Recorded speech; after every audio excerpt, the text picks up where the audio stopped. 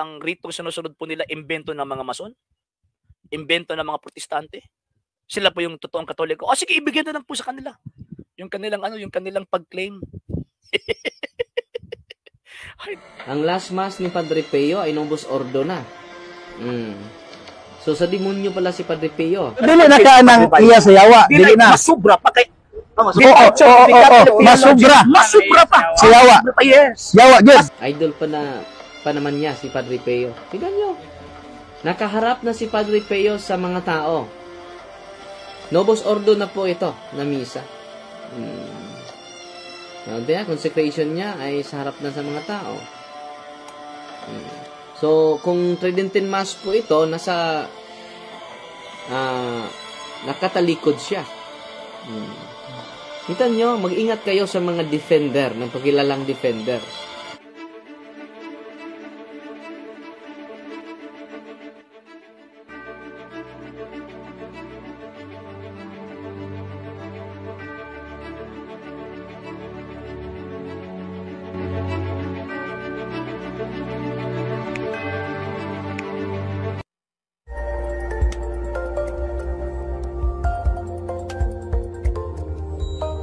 So, sasagutin natin ang ating mahal na kapatid. Punto per punto, may ginagamit siya mga libro.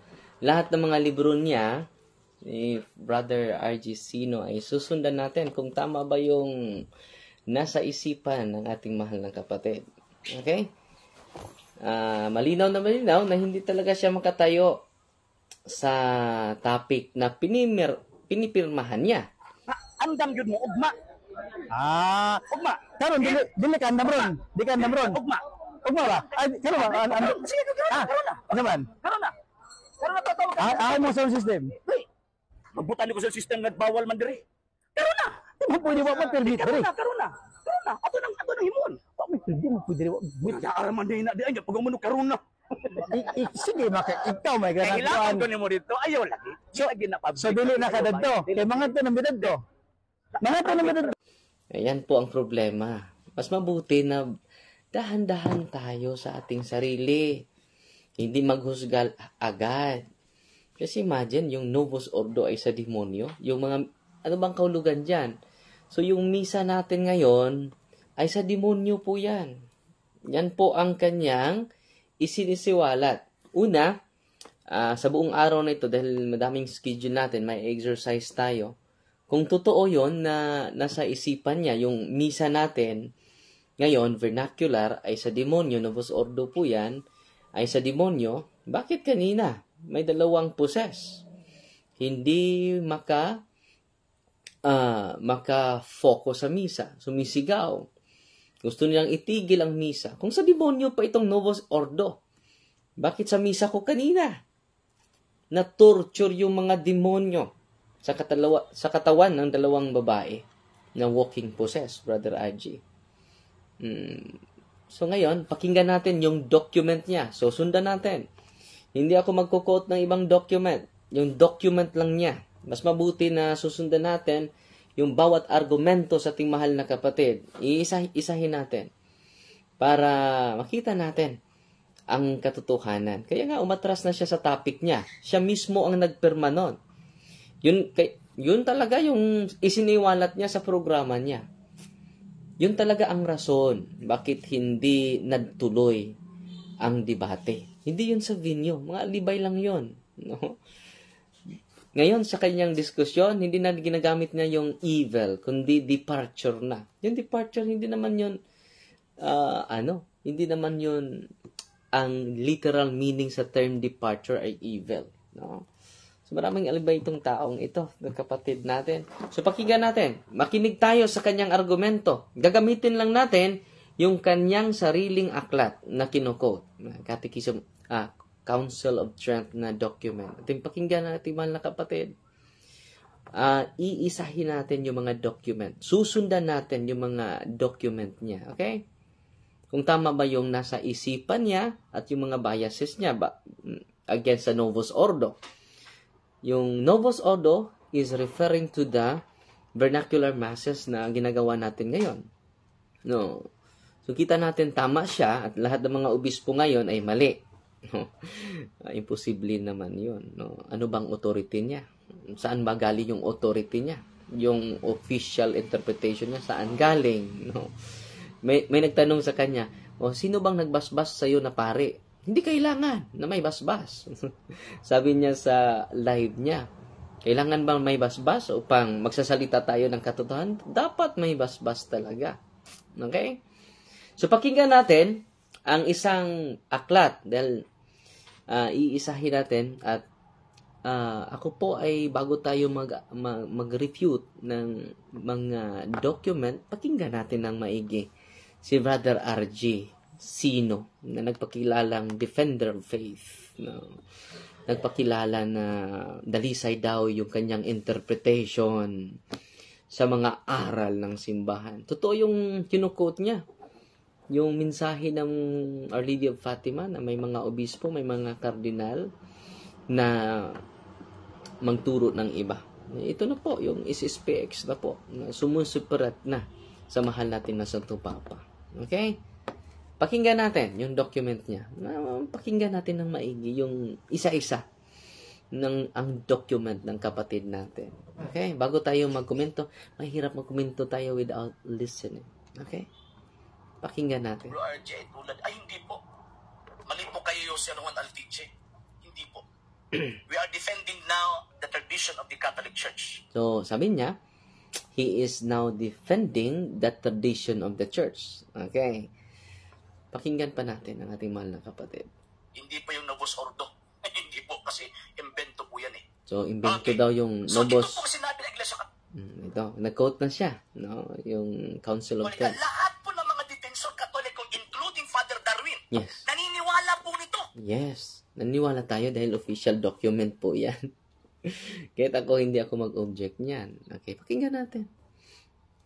Kasi kung hindi ka naniniwala po nito, ang mangyayari po dyan, hindi ka Katoliko. Totoo. Kung hindi ka Katoliko, according sa mga old bisas, yung mga hindi Katoliko ay, ano po sila? They are forces of Satan. They are forces of Satan. Okay, ito po. Babasahin po natin. If anyone says that the received and approved rights of the Catholic Church accustomed to be used in the administration of the sacraments, ang sino mang magsasabit Lubat na tayo. natanggap at inaprubahang mga rito ng simbahang Katolika na ginagamit sa pag-a-administer ng mga sakramento may be despised or omitted by the ministers without sin at their pleasure or may be changed, babaguhin by any pastor. Pag sinasabing any pastor, ang first statement niya, if anyone, kahit na sino. Pagkatapos sa baba, be changed by any pastor, kahit na sinong tinatawag na pastor. And remember hindi po ako sa Papa, Mr. Liam James, pero ang binasa ko po, dokumento po ito, approved by the Holy Father. Ang binasa ko po approved by the Holy Father. Hindi po sabihin na nagkakabanggaan yung Santo Papa sa Second Vatican Council at saka doon sa Council of Trent. Diba? And siyempre, ang Second Vatican Council, Pastoral Council po siya. Kung i-compare po natin sa Council of Trent, ang Council of Trent, Dogmatic Council. Okay, so ngayon, ang sinabi nito, or may be changed or babaguhin by any pastor of the churches to other nuance. Ibig sabihin, papalitan po ito ng bagong rito. Ano ang sabi? Let him be anathema. Okay. So, yung statement ng simbahan, i-analyze natin isa-isa. Ang simbahan, ang Vatican II, lalo na tayo ngayon, hindi naman natin niniject yung receive and approve administration of the sacrament. Ating babalikan yung first statement sa Vatican II. Okay? Tingnan natin Balikan natin. That the received and approved rights of the Catholic Church accustomed to be used in the administration of the sacrament. Balikan natin. Itong ginamit po natin, ha? Dahan-dahan. Gagamitin Analyze po natin, ha? mga kapatid. Ito po. The canons and decrees of the Council of Trent. Actually, alam po nila na gagamitin po natin ito. And remember, ha? Pag ang simbahang katolika, magsasabi po siya or meron po siyang declaration o tinatawag na condemnation, lalo na sa council po mismo, infallible Infallible, siya. totoo yan.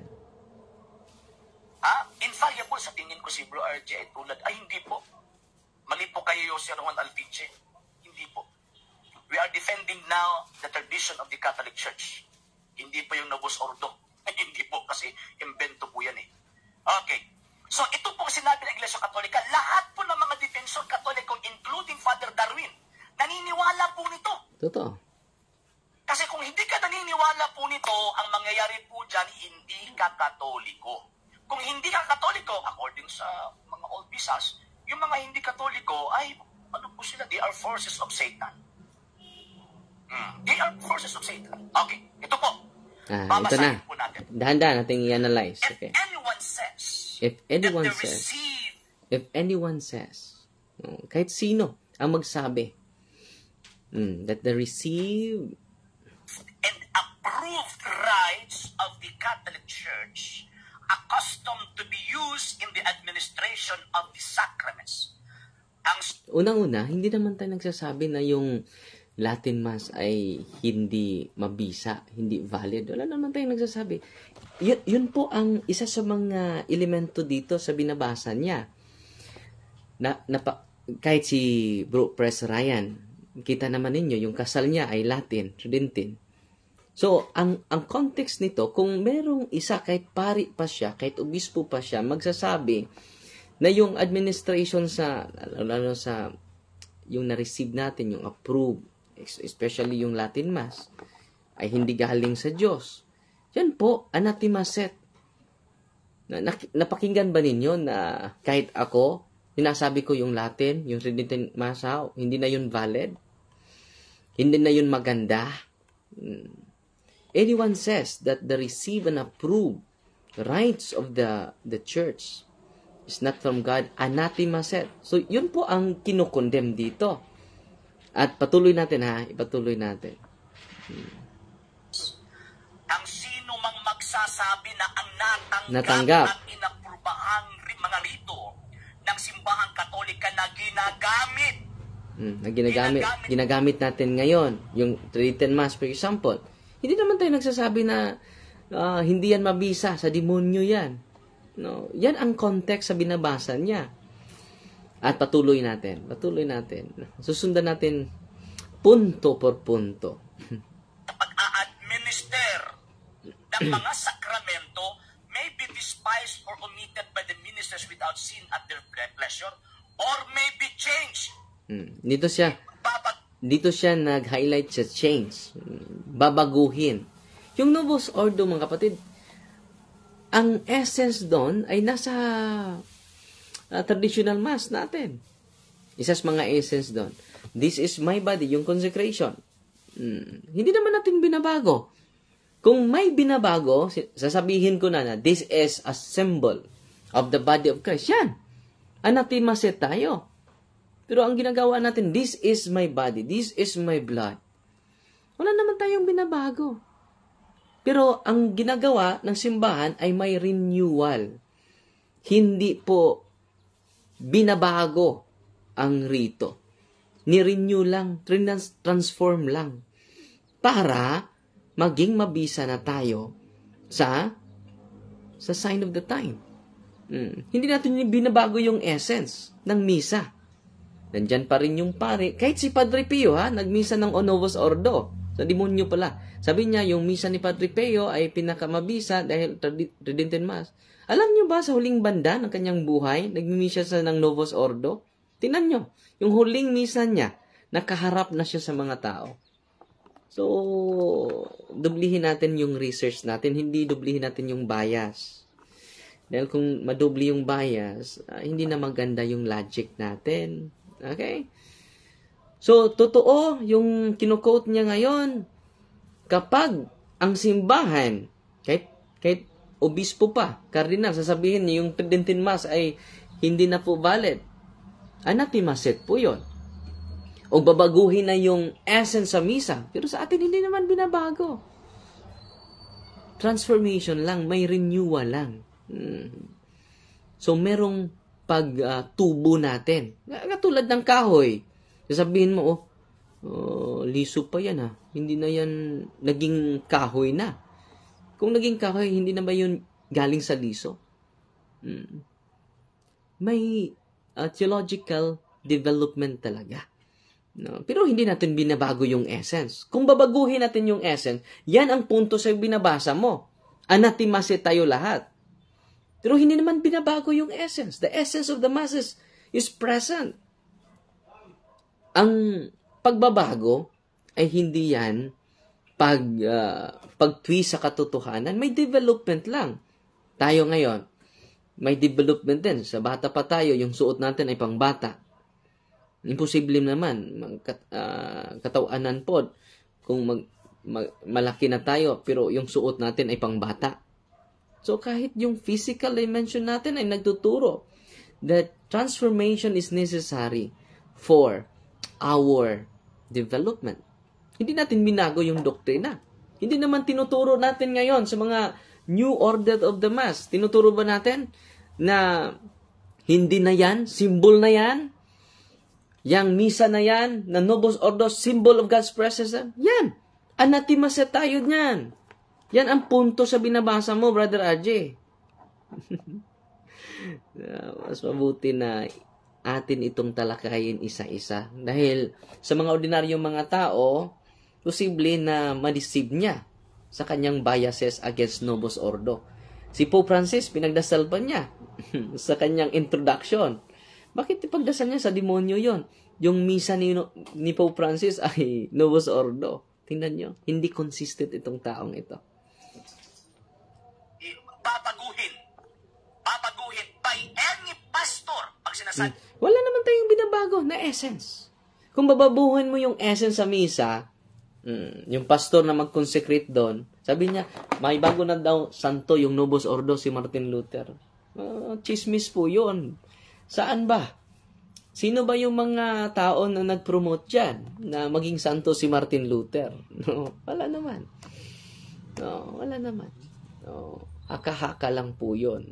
Pinakinggan ko, punto por punto. Huwag kayong mag-alala, susundan natin yung mga document niya. Merong mga document niya, hindi niya sinasabi yung pangalan ng aklat. Dahil yung mga binabasa niya ay mga kakulay lang niya, yung iba. No? So, yung document na binabasa niya ngayon, mga kapatid, malinaw na malinaw, ng essence po sa Council of Trent na binabasa niya, kung merong tao, kahit pastor pa, kahit pari pa, na magsasabi na ang receive and approve by the church ay hindi galing sa Diyos, anathemaset. Pero ako ngayon, sinasabi ko ba, nag-Tridentine Mass din ako. Nag-celebrate din ako ng Latin Mass. No? So, mas mabuti na hindi exaggerate natin yung mga conclusion natin. Nasubraan na tayo eh. No? Nasubraan na tayo. Parang tayo na ang magisterium.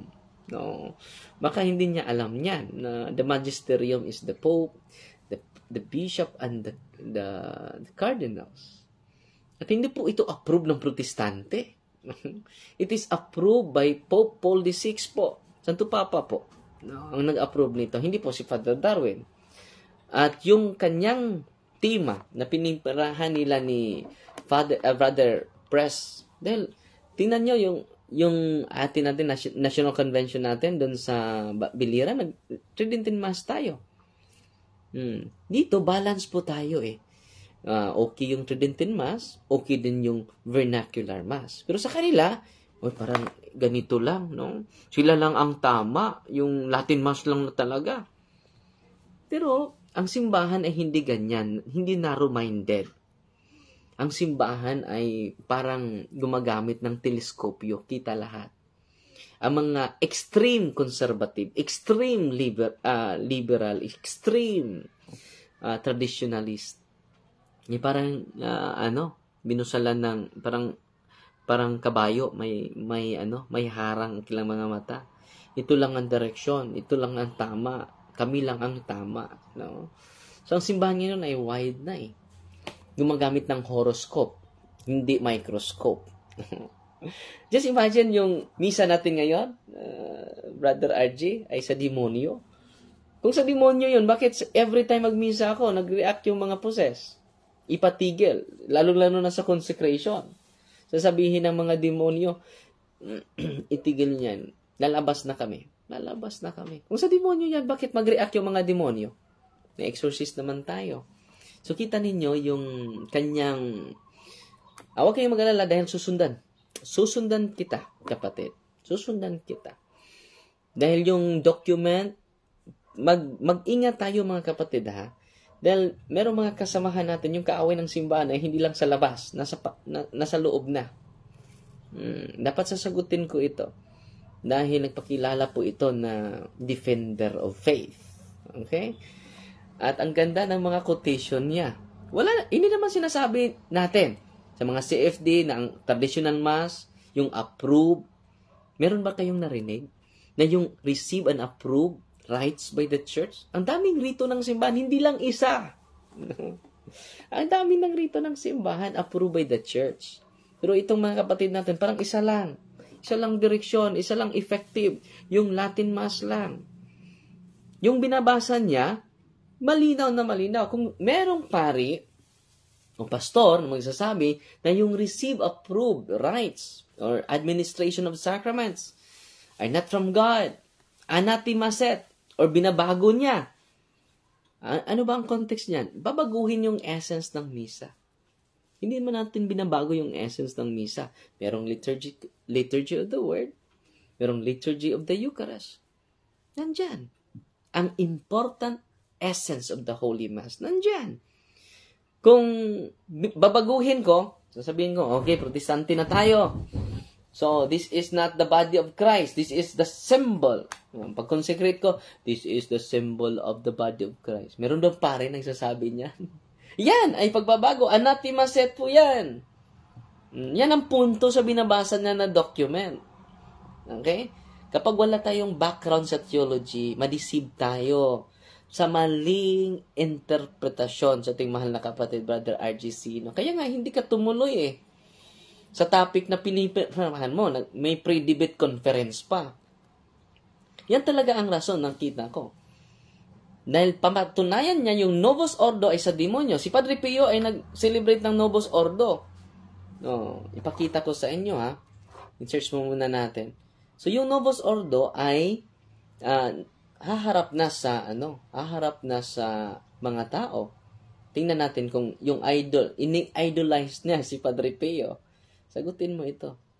Si Padre Pio, by virtue of his obedience sa Santo Papa, ay nag-celebrate na siya ng Novus Ordo. Baka hindi pa niya alam ito. Sa demonyo din siya. So, lahat na lang sa demonyo. Imposible naman yun. No? So, kita ninyo yung kaaway ng simbahan na nasa loob lang. So, mag-ingat kayo. Baka tumutulong tayo sa mga tao na nasaan ba ang YouTube dito? Dahil pakita natin yung actual na misa ni Padre Pio bago siya namatay ay Novus Ordo po. Nakaharap na siya sa mga tao. I-search mo muna yung ipakita natin sa inyo. Ang atin is document lang, hindi i-rebat natin yung mga susundan natin. Yung mga document niya, iisa-isahin natin. Okay? Mamaya kung may bakante tayo, susundan natin yung document niya para sa kaliwanagan ng lahat. Para kayo na bahala mag-decide. Kasi itong taong ito ay parang siya na ang magisteryo. No? Siya na ang wasto. Yung Santo Papa ay hindi na tama. No? Siya ra ang may tama. No? Okay. Kaya nga, hindi siya babaguhin niya yung yung topic. Tingnan nyo, dito. Ito na yung last mass na lang. Teasing the people na. Tingnan nyo yung last mass ni Pope Padre Pio. Tingnan nyo. Ito po yung last mass na niya. Maharap na siya sa mga tao. Ay, salamat, may kurinti na. Tingnan nyo. Ang last mass ni Padre Pio ay Novus Ordo na. So, sa demonyo pala si Padre Pio. Idol pa naman niya si Padre Pio. Tignan nyo. Nakaharap na si Padre Pio sa mga tao. Novus Ordo na po ito, na misa. Consecration niya ay sa harap na sa mga tao. So, kung Tridentine Mass po ito, nakatalikod siya. Kita nyo, mag-ingat kayo sa mga defender, ng pagkilalang defender. No? Kita ninyo, nasa harap na siya sa mga tao. Kita ninyo. Ang idol niya ay nag-celebrate ng Novus Ordo. So, demonyo pala si Padre Pio. Base sa kanyang, sa kanyang salaysay. Dapat susundin natin itong taong ito. Dahil baka akala ninyo na lahat ng sinasabi niya ay tama. Hindi tama, may tama.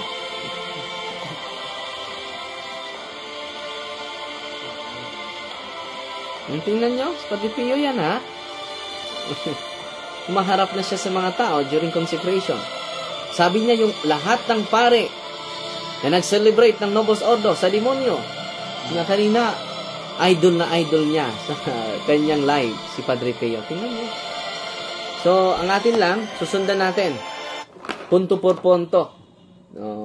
Na bago yung natin, yung sitting natin ngayon dahil nag-burn out. Kahit burn out, hindi mo. Ngayon, alas 10, may exorcism tayo sa dalawang babae na nag-react during misa.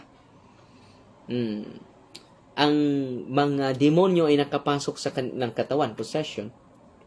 Kung ang misa ay sa demonyo, yung Novus Ordo, vernacular mass ay sa demonyo, Brother RJ. Bakit nag-react itong mga demonyong ito? So, yan po ay patunay na mali po kayo. No. So, yung binasa niya, na babaguhin yung rito, ibang mga liturgical essence sa misa, wala naman tayong binabago. Hindi naman natin sinasabi, this is not the body of Christ. Yan. Anathemasi tayo. Pero ang simbahan ay hindi po static. The church is dynamic. Ano po ba yung kahulugan dyan? The church ay tumutubo. Hindi siya stagnant. Kung yung simbahan mo ay stagnant, ay hindi buhay yung simbahan mo. Kung hindi siya open sa pagbabago at sa development, hindi natin i-change ang essence sa dogma. Wala tayong karapatan dyan. Pero, ang development ng simbahan, dahil ang simbahan ay buhay. Ang simbahan ay tumutubo. Parang kahoy. Napigilan mo ba yung pagtubo ng kahoy? Sasabihin mo, hindi na yan yung original ng liso? Galing yan sa ordinaryong liso. Pero tumutubo. Ganyan din ang simbahan tumutubo, Brother RJ. Hindi stagnant. The church is not stagnant. The church is dynamic. Kaya nga ang simbahan, pati tayo ay lumago. Tumutubo. Pero yung essence natin, yung tradisyon natin ay hindi nababago. Yung dogma natin hindi mababago.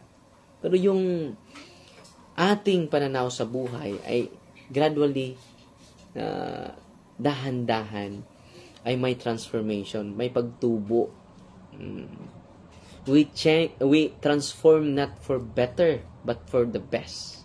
So kung merong transformation ng simbahan, it is not for better, for the best. Yan ang katotohanan. Just imagine kung mag-celebrate lang tayo ng Latin alone, no? Dadami yung protestante. Dumadami na nga ngayon, nga vernacular yung misa natin. Lalo na mag-Latin lang tayo. Hindi nila maintindihan. So yan ang simbahan ay hindi siya ghetto mentality. Yung ghetto mentality, ito lang ang tama. No? Pero ang simbahan ay wide, hindi katulad mag-isip ng mga extreme conservative. Extreme traditionalist. Tama yung yung Council of Trent na sinasabi, kinukote mo, na kung meron man ni isa, so ang context nun, kung meron man ni isa na sasabihin na yung mga administration ng sacrament ay hindi galing sa mga apostol, ay galing sa Diyos, anathemasit yun. So, tayo ba ngayon, meron ba kayong narinig na yung Tridentine Mass ay sa demonyo yon? Anathemaset ako. So, tama yon yung sinasabi niya.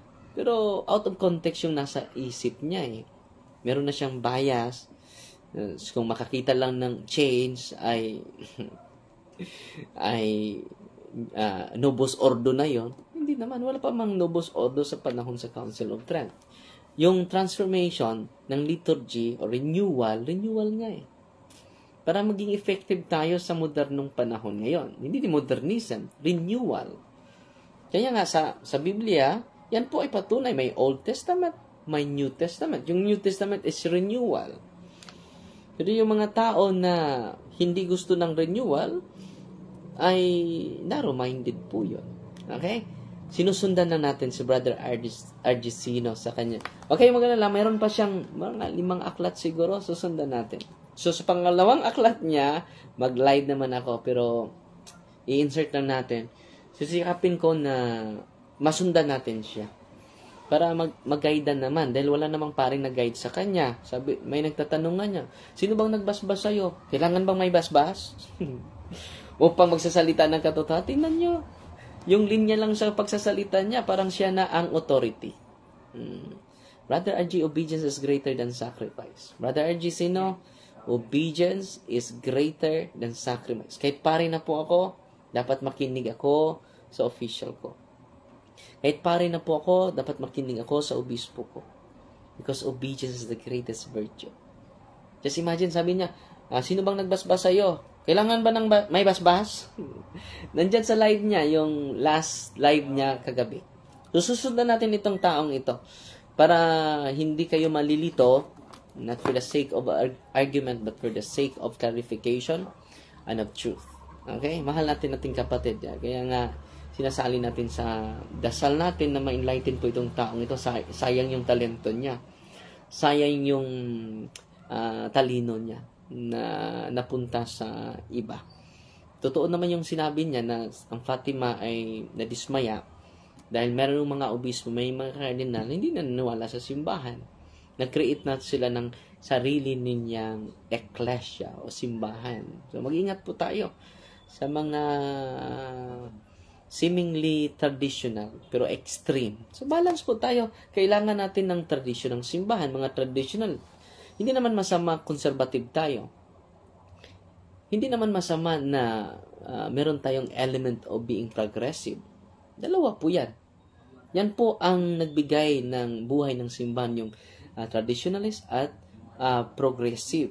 Dalawa po yan, parang na dalawang pakpak. Kung puro lang tayo extreme traditionalist, isang pakpak lang po yan, anong mangyari sa ibon na isa lang pakpak? Hindi yan makalipad ng malayo. Pero meron tayong balance, moderation na pagtanggap sa dalawang pakpak, yung pagka moderate na liberal, moderate na traditional. Yan po.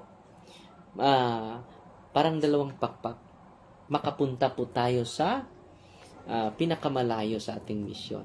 Yan po ang challenge ni Kristo natin. So, yan lang po muna yung sagot natin dahil alam nyo, bago ako mag-rebat, pinakinggan ko muna maigi dahil bias naman kung rebat tayo ng rebat pero hindi natin sinusundan yung mga aklat niya. So, yung pangalawang aklat niya, dahil nalubat na si email, mamaya na lang, baka mamayang hapon, meron siyang kino-quote na Synod of Istuya. Maganda yan. Huwag kang mag-alala, Brother RG, susundan kita. Lahat ng mga document mo, susundan natin at i-clarify natin dahil kapag hindi yan maklarify, sasabihin ng iba na may tama si Brother RG, no? So, yung mga biases niya ay malinaw na malinaw po. So, yung mga obispo na nag-approve po niyan, yung Novus Ordo, si Pope Paul VI, Santo Papa ang nag-approve niyan, hindi si Father Darwin, hindi din si Brother RG. Yung kanyang mga opinion, parang attractive dahil kumukuot din siya ng mga document. Pero misguided po. So, yung document niya, sinasabi niya, anyone says that they receive and approve administration of the sacraments are not from God or not from the apostles, anathemaset. O binabago niya yung essence. Hindi naman natin binabago, tina-transform lang yung rito ng simbahan. Yung transformation ay hindi yon pagbabago ng essence ng misa. So, isa sa mga essence ng misa, yung consecration. Hindi naman sinabi ng pare, this is not the body of Christ. This is the symbol of, yan ang protestante na teolohiya. Pero it is approved by the church. Therefore, the Novus Ordo is not a Protestant mass, but it is approved by the authority. Sino ba ang humawak ng Yahweh? Si Brother Ajay. Kailan ba siya nakatanggap? Kahit duplicate lang. Kahit nga ako, hindi ako magsasabi na itong ano ko ay ito talaga ang authentic. Magbabase tayo sa ating mga obispo. Magbabase tayo sa ating mga kardinal. No? Hindi yung mga kardinal na lagi na lang nag-object at i-impose nila yung theological idea nila. Maghintay sila na maging Santo Papa, parang sila na ang ating pakinggan. So the last say, lahat ng mga obispo may theological ideas, but the last say is the Pope, not cardinals, nor bishops, but the Pope. Kaya nga yung Pope ay he is the first among equals. No? Ano ang Santo Papa? He is the first among equals. Yung ka-equal lang niya yung mga cardinal, pero siya yung first, siya yung last say. Hindi yung ibang cardinal. So kung may theological conflict between cardinals versus cardinals, ang last say po niyan ay hindi yung mga cardinals, ang Santo Papa po, for the unity of the whole church. Okay? Yan po. Huwag kayong mag-alala, susundan natin si Brother RG, mahal nating kapatid. Okay, Fighting Maria, Tatak CFD with a humble heart po. To make His message known is our responsibility. So here we are to pledge our lives to the Lord of the